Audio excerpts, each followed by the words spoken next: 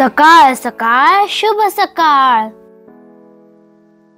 Royal palace of फेजच्या दारात आम्ही आहोत आणि हे आहे ब्ल्यू गेट ऑफ फेज. या आहेत मिसेस हज्जर आणि त्यांची 2 गोंडस मुले. त्या गाडी घेऊन आम्हाला न्यायला आल्यात. त्यांच्या घराकडे जातानाच लागला रॉयल पॅलेस ऑफ फेज. याचे बांधकाम इसवी सन 1276ला केले गेले. मारिनिद राजवंश या पॅलेसमध्ये आजही राहतो. फोटो क्लिक करून झाल्यावर सौभाग्यवती हज्जर यांनी आम्हाला त्यांच्या सुंदर राजवाड्यात नेऊन सोडले. आमच्या या निवासस्थानाच्या मालकीनबाईंचे घराणे इथल्या राजाच्या दरबारी सरदार होते. त्यांची ही अप्रतिम हवेली आहे. 2 दिवस अशा राजेशाही निवासस्थानात राहून आम्ही फेज शहराचा आस्वाद घेणार आहोत. इथे उसाचा रस आणि संत्रीचा ज्यूस 2 ग्लास आणला. फेज हे येथील नदीचे नाव असून त्याच्या काठावर दुसऱ्या इद्रिस राजाने 8व्या शतकात हे गाव वसवले.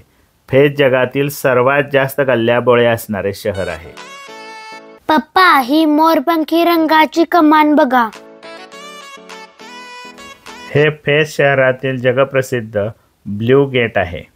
निळ्या रंगाचे सिरॅमिक डिझाईन या प्रवेशद्वारावर कोरलेले आहे. हा विस्तीर्ण चौक म्हणजे फेज शहराचे सिटी सेंटर आहे. फेज शहराच्या सभोवती अत्यंत भक्कम तटबंदी बांधलेली असून त्याला वेगवेगळी प्रवेशद्वारे आहेत. आता आपण आलोय या शहराच्या प्रमुख उद्यानात, ज्याचे नाव आहे जनन SBIL गार्डन. इथे 3000 प्रकारची वेगवेगळी झाडे आहेत. वाव, किती सुंदर बाग आहे. आणि समोर बघा तो मोठा कारंजा. हो, हे उंचच्या उंच पाण्याचे तुषार या बागेची शोभा अधिकच वाढवतात. थांब बाळा, आपण इथले आंबे जरा चाखून बघूया. आहा, किती गोड. आपल्यापेक्षा वेगळे लागतायत. हे लोक काय वाजवतात बघा.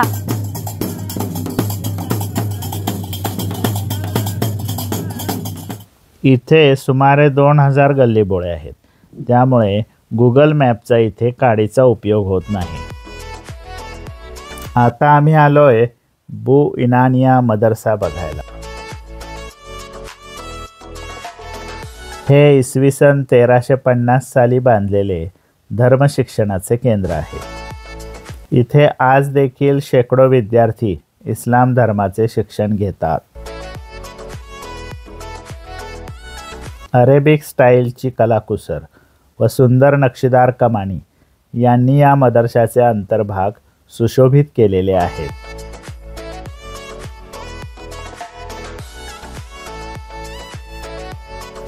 मदरशातून बाहेर पडून फेजच्या सहज सुंदर बाजारपेठेतून भटकत भटकत आम्ही पोहोचलो फातिमा अल फिक्री या युनिव्हर्सिटीमध्ये. इसवी सन 859 साली बांधलेले या विद्यापीठात तत्त्वज्ञान, लॉ, मॅथेमॅटिक, भूगोल, युनानी औषधे, खगोलशास्त्र हे विषय शिकवले जातात. बेमिसाल आर्किटेक्चरसाठी ही इमारत प्रसिद्ध आहे. इथल्या भिंतींचा अर्धा भाग आणि फ्लोरिंग यावर मोरोक्कोन स्टाईलचे सिरॅमिक डिझाईन केलेले दिसते.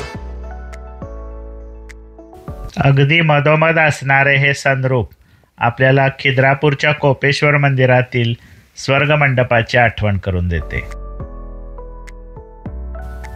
एखाद्या राजवाड्याला साजेसे असे येथील अंतर्गत आर्किटेक्चर असून त्यामुळे या विद्यापीठाला विशेष महत्त्व प्राप्त झाले आहे.